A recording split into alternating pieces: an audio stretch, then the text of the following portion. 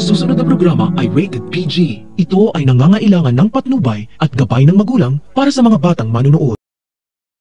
Malalaman na rin ni Madam Aurea kung bakit atat na atat si Sonia at ang kambal na makuha ang mana nila galing sa kanya na wala naman silang may napatunayan.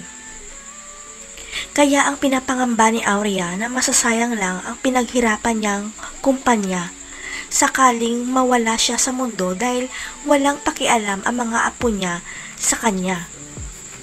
Ang hiling lang naman ni Aurea na tuminong si Johan at Joanna para matuto sila na pahalagahan at alagaan ang napundar niyang kumpanya na ipapamana niya sa kanila.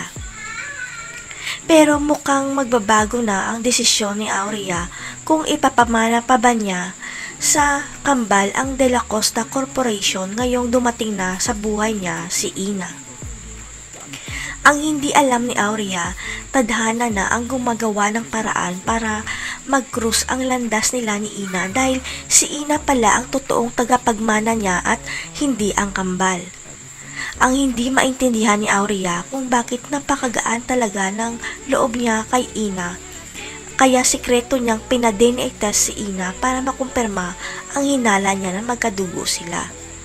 Pero hindi lang pala si Ina ang pina-DNA test ni Aurea dahil pati ang dalawang apo niya sa nag-iisang anak niyang si Rodante ay pina-DNA test rin niya para makasiguro siya. Nang lumabas na ang resulta ng DNA test, biglang gumuho ang mundo ni Aurea dahil hindi siya makapaniwala na hindi nagmatch ang DNA niya kay Johan at Joanna. Malinaw na ngayon kay Aurea kung bakit hindi niya maramdaman kay Johan at Joanna ang dugong De La Costa dahil hindi pala si Rodante ang tunay nilang ama kundi sa kabit ni Sonia.